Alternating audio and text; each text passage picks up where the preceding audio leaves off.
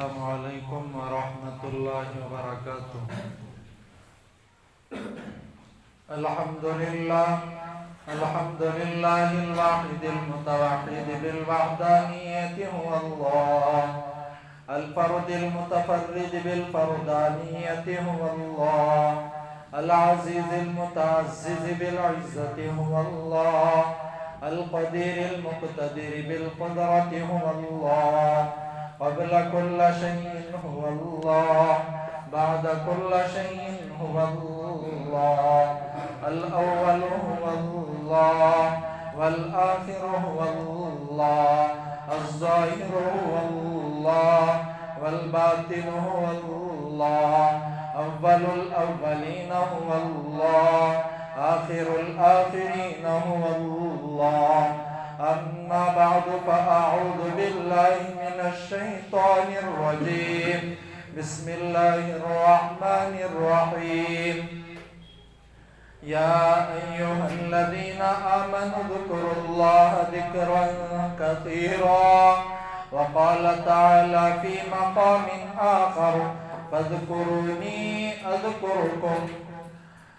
وقال تعالى في مقام آخر ألا بذكر الله تطمئن القلوب. صدق الله العظيم. وقال النبي صلى الله عليه وسلم أفضل الذكر لا إله إلا الله. وقال عليه الصلاة والسلام من أحيا سنتي عند فساد أمتي فله أجر 100 شهيد، أو كما قال النبي صلى الله عليه وسلم. اللهم صل على محمد وعلى آل محمد كما صليت على إبراهيم وعلى آل إبراهيم إنك حميد مجيد. اللهم بارك على محمد وعلى آل محمد كما باركت على إبراهيم وعلى آل إبراهيم إنك حميد مجيد. محترم سامعین، برادران عزیز، ذکر کے تعلق سے اور دوسری بات آپ صلی اللہ علیہ وسلم کی سنتوں سے محبت ہو، اس تعلق سے کچھ ضروری باتیں عرض کرنی ہے۔ پہلی بات یہ ہے کہ ذکر کے کئی معنی آتے ہیں۔ دیکھیں قرآن کے اندر ہے اِنَّا نَحْنُ نَزَّلْنَا الذِّكْرَ وَإِنَّا لَهُ لَحَافِظُونَ۔ یہاں قرآن کو ذکر کے نام سے یاد کیا گیا ہے، اور دوسرا معنی ذکر کا اللہ کو یاد کرنے کا بھی ہے۔ تو ذکر یہاں اللہ کو یاد کرنے کے معنی میں مراد ہے، اس لحاظ سے کچھ ضروری باتیں عرض کرنی ہے۔ دیکھیں اللہ تبارک و تعالیٰ نے قرآن میں فرمایا یا ایھا الذین آمنوا اذکروا اللہ ذکرا کثیرا، اے ایمان والو تم اللہ کا ذکر زیادہ کرو۔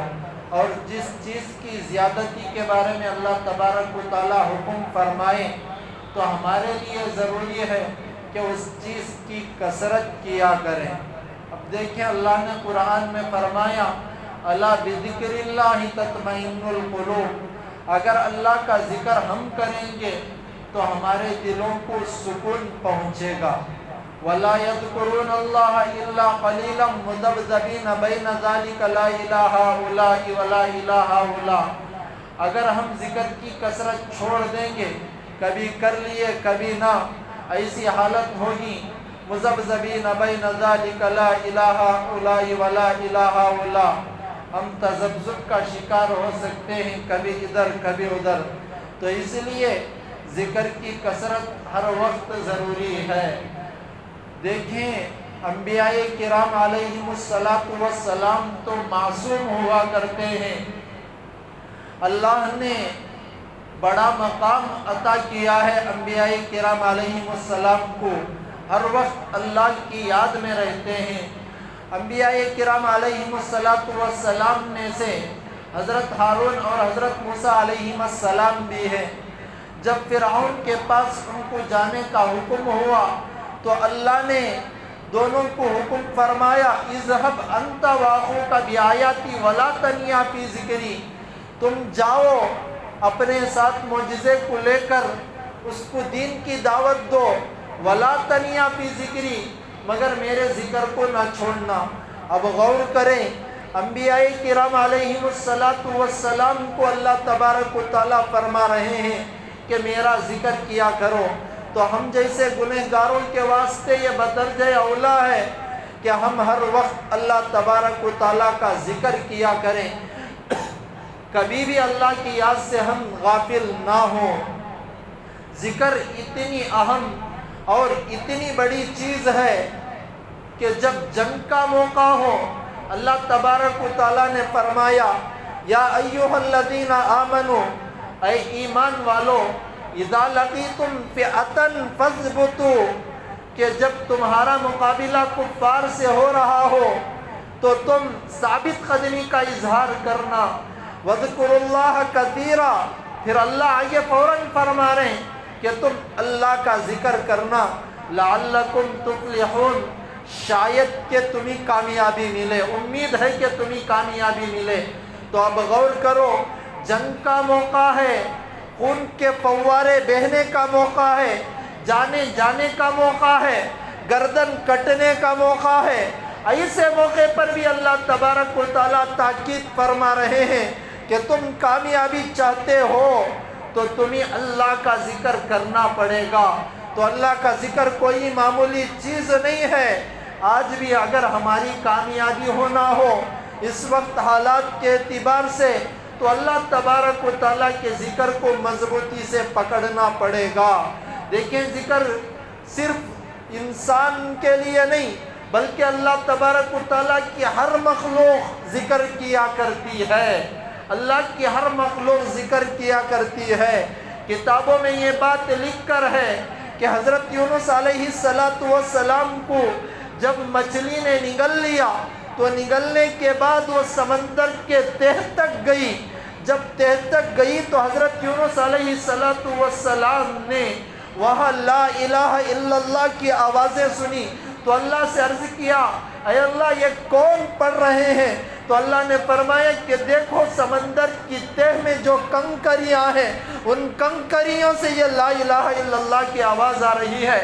تو حضرت یونس علیہ السلام کی توجہ اور زیادہ اللہ تبارک و تعالیٰ کی طرف گئی۔ تو سمندر کی مخلوق ہو، ہر مخلوق اللہ کی ذکر کرتی ہے۔ حدیث کا مفہوم ہے، حضرت انس رضی اللہ تعالیٰ عنہ راوی ہیں، فرماتے ہیں کہ کوئی پرندہ، کوئی چرند، کوئی جانور اس وقت تک شکاری کے شکار کا نشان نہیں بنتا جب تک کہ وہ اللہ کے ذکر سے غافل نہ ہو۔ جب اللہ کے ذکر سے وہ غافل ہوتا ہے تو وہ شکاری کے شکار کا نشان بن جاتا ہے۔ تو غور کرو ساتھی، اللہ کا ذکر ہر مخلوق کرتی ہے۔ اور ایک جگہ ہے کہ کوئی ٹہنی اگر درخت سے الگ ہوتی ہو تو وہ اللہ کے ذکر کو چھوڑنے کی وجہ سے وہ درخت کی ٹہنی بھی درخت سے علیحدہ ہو جاتی ہے۔ تو غور کرو کہ اللہ کا ذکر کوئی معمولی چیز نہیں ہے بلکہ ایک بہت بڑی چیز ہے جس کا اللہ تبارک و تعالیٰ کثرت کا حکم کریں تو کثرت کرنا یہ مسلمانوں پر ضروری ہو جاتا ہے۔ شیطان جب مسلمان پر حملہ کرنا چاہے دوسرے اعمال پر بعد میں حملہ کرتا ہے، پہلے ذکر پر کرتا ہے۔ انما یرید الشیطان ان یوقع بینکم العداوۃ والبغضاء فی الخمر والمیسر ویصدکم عن ذکر اللہ وعن الصلاۃ۔ پہلا وار وہ ذکر پر کرتا ہے، دوسرا وار بعد میں نماز پر کرتا ہے۔ جب آدمی ذکر سے غفلت میں ہو جاتا ہے تو بعد میں وہ نماز پر بھی وار کر دیتا ہے۔ بعد میں جب نماز پر وار کرتا ہے تو ہماری نمازیں ایسی غفلت کی ہو جاتی ہیں جس کی کوئی حد نہیں ہوا کرتی۔ اتنی زیادہ غفلت میں نمازیں پڑھتے ہیں، خود میری حالت بھی میں بیان کر رہا ہوں۔ ایک طرف ہم نماز میں ہوتے ہیں تو دوسری طرف دکان سارے کا سارا ہماری نماز میں آ جاتا ہے۔ جو کاروبار ہے وہ کاروبار ہماری نماز کے اندر آ جاتا ہے۔ آگے بڑھ کر میں یہ بات عرض کروں ساتھی کہ بعض دفعہ ایسا بھی ہوتا ہے ہم نماز کے اندر ہوتے ہیں، کبھی کبھار ہمارا دماغ ہمارا دل کبیرہ گناہ کرنے کا پروگرام بناتا ہے۔ قرب قیامت کے علامات میں سے ایک علامت یہ بھی ہے کہ ساری مسجدیں بھری ہوگی مگر خشوع خضوع سے پڑھنے والے مسجد کے اندر نہ ملیں گے۔ ایسی حالت اب ہمیں اپنے آپ میں غور کرنے سے مل جاتی ہے۔ تو بہر کیف شیطان کا جو وار ہوتا ہے وہ پہلا وار ذکر پر ہوتا ہے، تو آدمی ذکر سے کبھی غفلت میں نہ ہو۔ آدمی اگر ذکر سے غفلت میں رہے گا دنیا کی پریشانیاں اسے اس کا پیچھا کریں گی اور اسے پکڑ کر رہیں گی۔ غور کریں کہ حدیث کے اندر آ کر ہے قیامت بھی اس وقت تک قائم نہیں ہوگی جب تک ایک بھی اللہ اللہ کہنے والا ہوگا، جب تک ایک بھی اللہ اللہ کہنے والا دنیا کے اندر ہوگا اس وقت تک قیامت بھی نہیں آئے گی۔ اب آگے بڑھ کر میں یہ بات عرض کروں، قیامت سے بڑی مصیبت اور کوئی نہیں ہو سکتی، اس لیے کہ آدمی اپنے اعمال کے مطابق پسینوں میں ہوں گے، کوئی کسی کا نہیں ہوگا، سب یا ربی نفسی یا ربی نفسی کے کلمے میں ہوں گے۔ اس وقت میرا نفس کا کیا حال ہوگا؟ ماں بیٹے کی نہیں، بیٹا ماں کا نہیں، کوئی کسی کا نہیں۔ یہ قیامت کی علامہ، قیامت میں ایسا ہوگا، مگر جب کوئی اللہ اللہ کہے گا یہ قیامت بھی دور چلے جائے گی۔ اور ایک حدیث کا مفہوم ہے کہ دیکھیں اگر کوئی اللہ اللہ کہہ کر اللہ کو پکارتا ہے، اللہ اسرافیل کو بھی حکم کرتے ہیں کہ تم اپنے سور پھونکنے میں تھوڑی تاخیر کر دینا۔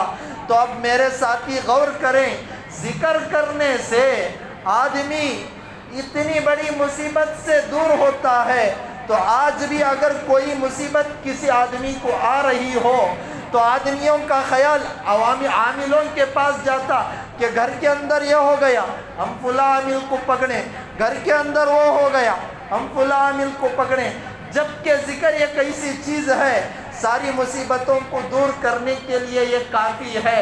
دیکھیں حضرت یونس علیہ السلام کے بارے میں ہے لولا انہ کان من المسبحین، اگر یونس تسبیح نہ کرتے للبث فی بطنہ الی یوم یبعثون، قیامت کی صبح تک وہ مچھلی کے پیٹ ہی میں رہتے اور اتنی بڑی مصیبت میں رہتے۔ جب اللہ کا ذکر کیا مچھلی کے پیٹ سے باہر آئے، اللہ نے بادشاہ بھی بنایا، نبوت سے بھی سرفراز فرمایا۔ یہ کیوں؟ اللہ کا ذکر، انہوں نے اللہ کو پکارا، لا الہ الا انت سبحانک انی کنت من الظالمین۔ آج بھی اللہ کو پکارا جائے گا، جو مصیبت میں ہم ہو اس مصیبت کا بڑا راستہ اللہ کا ذکر ہے۔ اگر آدمی اللہ کا ذکر کرتا ہے اللہ تبارک و تعالیٰ نئے نئے اعمال کی توفیق دے کر اسے یاد کرتے ہیں۔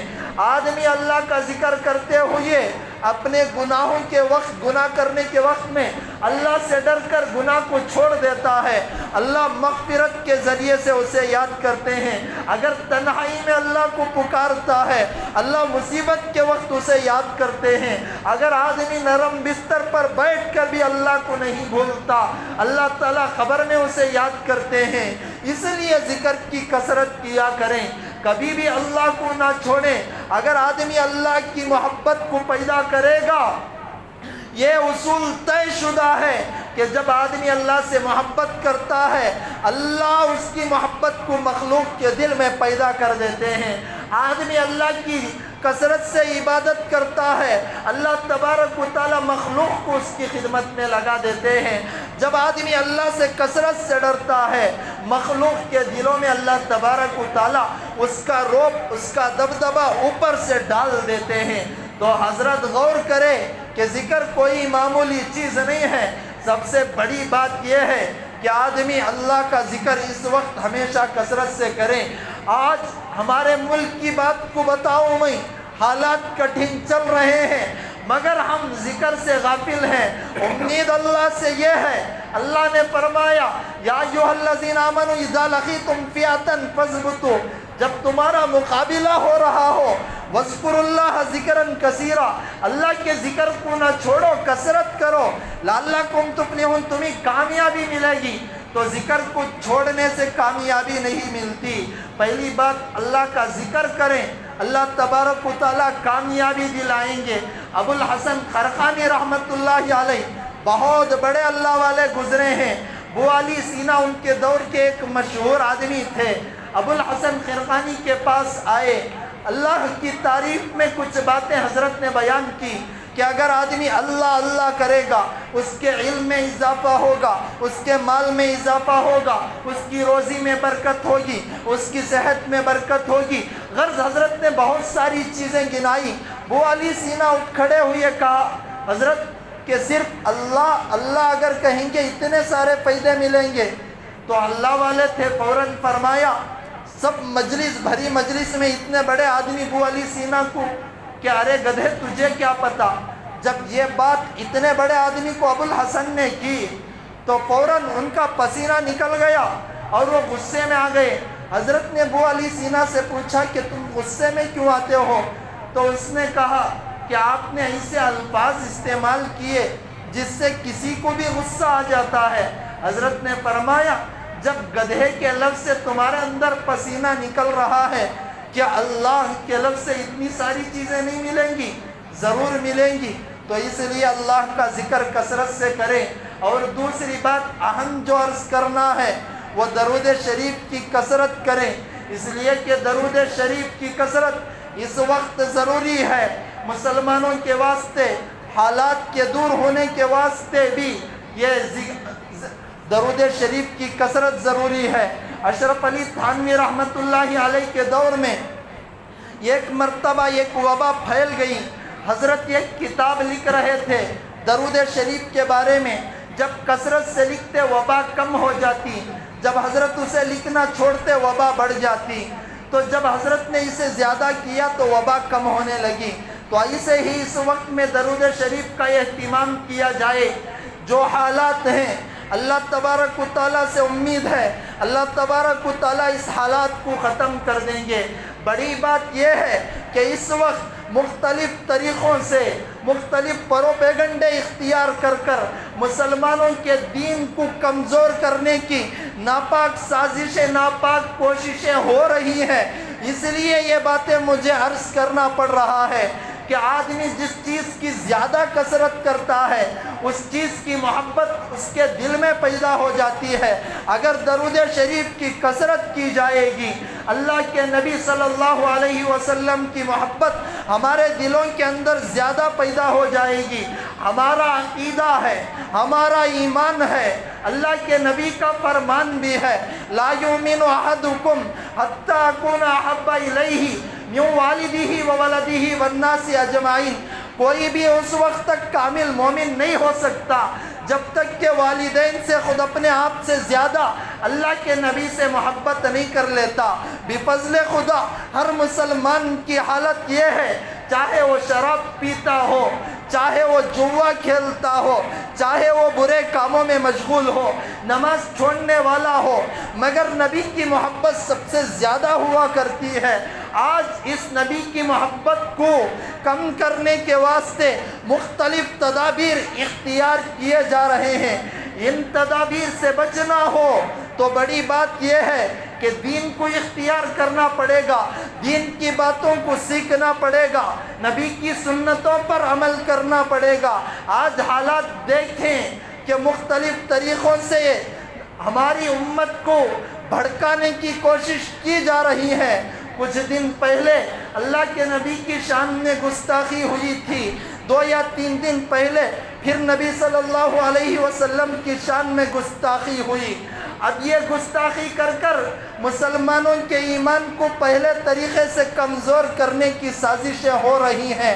حضرت طارق جمیل کی بات یاد آتی ہے کہ مسلمان اوپر سے نیچے کی طرف خود نہیں آتے بلکہ اس میں خود مسلمانوں کا ہاتھ ہوا کرتا ہے۔ میں 3 سال پہلے بھی یہ بات عرض کیا تھا۔ حضرت خالد سیف اللہ رحمانی صاحب نے فرمایا تھا کہ ہمارے بہت سارے مسلمان ایسے ہیں جو ہماری دین کی باتوں کو پڑھ کر ایسے نکات جن سے دین کو بدنام کیا جائے غیروں کو دے رہے ہیں، پھر وہ اسے لے کر دین اسلام کو بدنام کرنے کی ناپاک کوششیں کر رہی ہیں۔ ایسے حالات پہلے بھی امت کے اوپر آئے، اب بھی آ رہے ہیں، مگر حالات لانے والوں نے اللہ تبارک و تعالیٰ کی پکڑ کو دیکھا، برباد ہوئے۔ مسلمان صبر حوصلے سے کام کرنا ہے، بھڑکاؤ سے کام کرنا یہ مسلمانوں کو نہیں ہے۔ اللہ کے نبی صلی اللہ علیہ وسلم کے دور مبارک میں ایک مرتبہ نبی کی شان میں گستاخی ہوئی تھی۔ عبداللہ بن ابی بن سلول نے اللہ کے نبی کی شان میں گستاخی کی تھی۔ اللہ کے نبی نے اسے سزا دینا چاہی، مگر سزا دیتے تو فتنہ بڑھنے کا اندازہ تھا، اس لیے نبی نے کچھ دیر تک خاموشی اختیار کر لی تھی۔ اس واقعے کو اس وقت کے لحاظ سے رکھ کر ہمیں صبر حوصلے سے مسلمانوں کو کام کرنا پڑے گا، اور جو قانون کا دائرہ ہے اس قانون کے دائرے سے مسلمانوں کو باہر نکلنا نہیں ہے، اور قانون کی خلاف ورزی بھی اسلام کرنے کی اجازت نہیں دیتا۔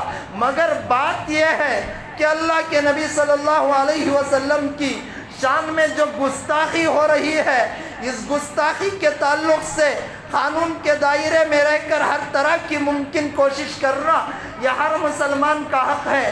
اگر مسلمان پوری ممکن کوشش کر رہے ہو اور ہم سے کوئی بڑی کوشش نہیں ہو رہی ہو، ایسے موقع پر علماء نے یہ طریقہ دکھلایا، کم حالت میں 2 رکعت صلاۃ الحاجت کی پڑھ کر یہ دعا کر دیں، اللہ بس ہمارے ہاتھ میں یہی ہے کہ اللہ تو ہمیں معاف کر دے، ہم بدلہ لینے پر قادر نہیں، بس اتنا تو مسلمان کر سکتے ہیں۔ اور آگے بات یہ ہے کہ اللہ کے نبی صلی اللہ علیہ وسلم کی شان میں اس وقت گستاخی ہو رہی ہے، اور امی عائشہ صدیقہ رضی اللہ تعالیٰ عنہ کی بات کو لے کر مسلمانوں کے ایمان کو کمزور کرنے کی ناپاک کوشش ہو رہی ہے کہ اللہ کے نبی صلی اللہ علیہ وسلم نے امی عائشہ سے کم عمر میں نکاح کیا۔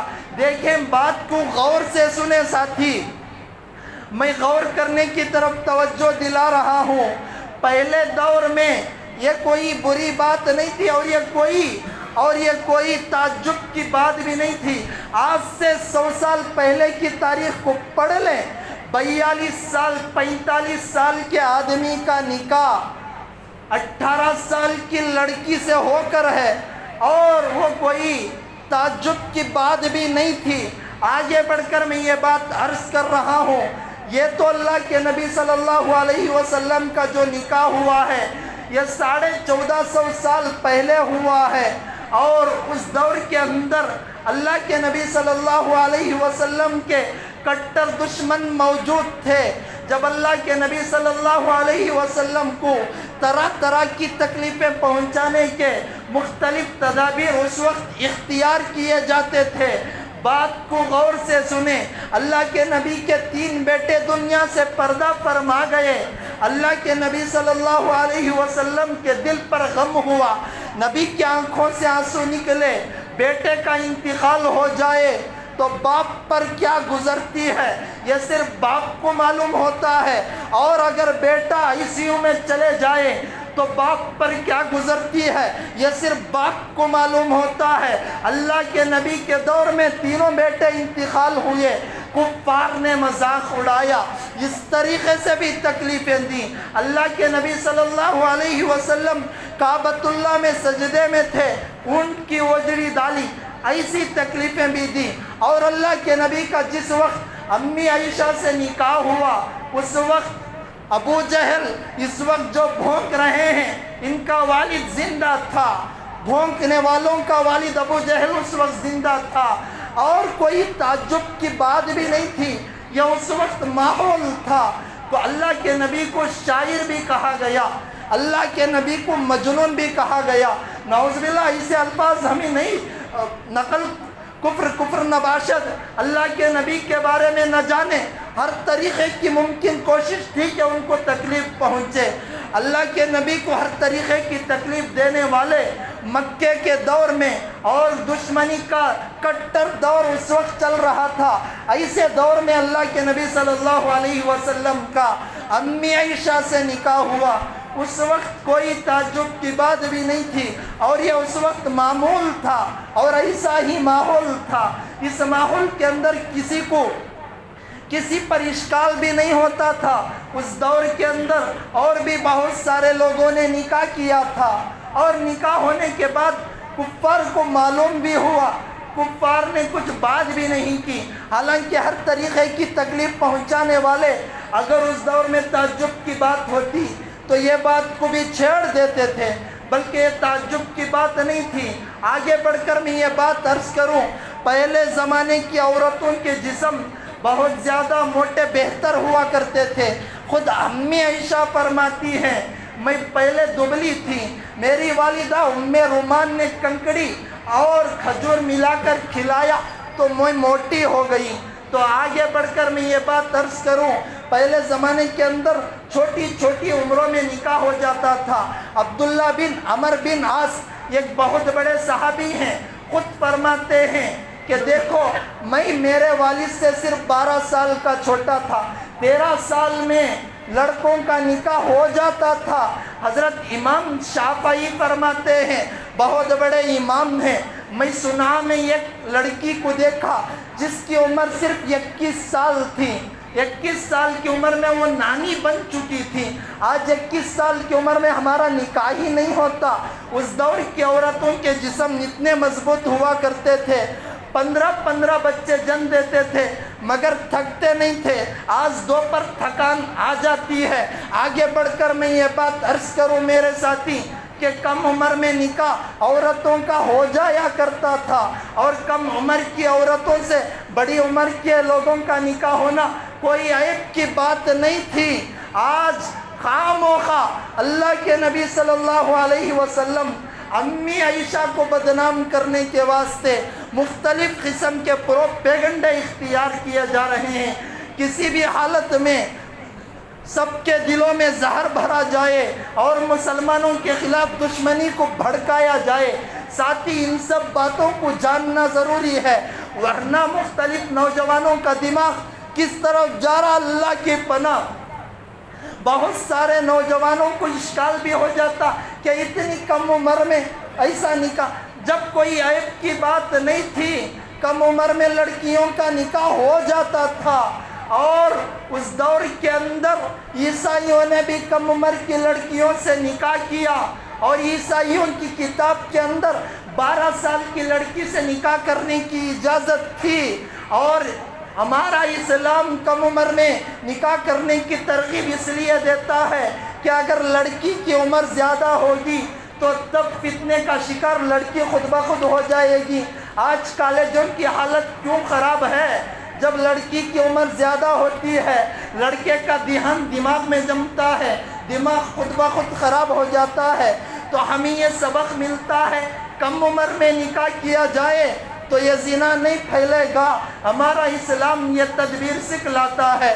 تو ہمارے اللہ کے نبی اور ہماری پاک محترمہ والدہ حضرت عائشہ کو بدنام کرنے کی جو ناپاک سازشیں ہو رہی ہیں، یہ مسلمانوں کو بھڑکانے کے واسطے ہو رہی ہیں، اور مسلمانوں کے دماغ کو ایک طرف سے دوسری طرف لے جانے کی ناپاک کوشش کہ اتنی کم عمر میں بھائی وہ دور میں عیب نہیں تھا، کم عمر میں نکاح ہو جاتا تھا، اور کم عمر میں لڑکیاں 10 سال میں ہی بن جاتی تھیں، کوئی عیب کی بات نہیں تھی۔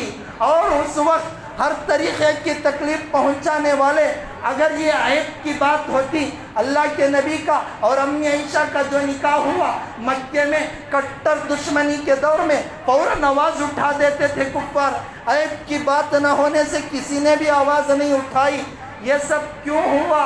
جب کوئی عیب نہیں تھا۔ آج انہی باتوں کو لے کر بہت بڑی سازشیں چل رہی ہیں، خاص طور پر اسٹوڈنٹ کے دماغوں کو پھیرنے کی بڑی سازشیں چل رہی ہیں۔ مسلمانوں ان باتوں کو سننا پڑے گا، تاریخ کو غور کرنا پڑے گا، خصوصاً اپنی اولاد تک ان باتوں کو پہنچانا پڑے گا کہ پہلے دور کی لڑکیوں کا نکاح 8 سال میں ہو جاتا تھا اور لڑکیوں کے جسم موٹے، صرف 9 سال کی عمر میں بڑی بڑی عمر کی لڑکیاں نظر آتی تھیں، 9 سال کی لڑکی بڑی عمر جیسی نظر آتی تھیں۔ تو یہ ہمارا اسلام ہے کہ جب تمہاری لڑکی بلوغت کو پہنچے جتنا جلد ہو سکے نکاح کر دو، اس لیے کہ ایسا نکاح ہوگا دنیا میں آسانی رہے گی۔ اللہ تبارک و تعالیٰ سے دعا کریں، اللہ تبارک و تعالیٰ ہمیں ان باتوں کو سمجھنے کی، سوچنے کی توفیق دے، اور جو مختلف قسم کے تدبیر اسلام کو بدنام کرنے کی کوششیں چل رہی ہیں، اللہ ان کوششوں کو ناکام کرے، اور خاص طور پر اس دور میں درود کی کثرت کریں، صبح و شام 100 مرتبہ درود پڑھا کریں کم حالت میں، اور ہمارے ہاتھ سے دشمنوں کو تکلیف پہنچا، دشمنوں کو ناکام کرنے کی کوئی کام نہ ہو رہا ہو، 2 رکعت تو ضرور نماز پڑھ کر اللہ سے دعا کر دیں، اللہ ہمارے ہاتھ میں اتنا ہی تھا اب تیرے ہاتھ میں ہے۔ اللہ عمل کی توفیق دے۔ وآخر دعوانا ان الحمدللہ رب العالمین۔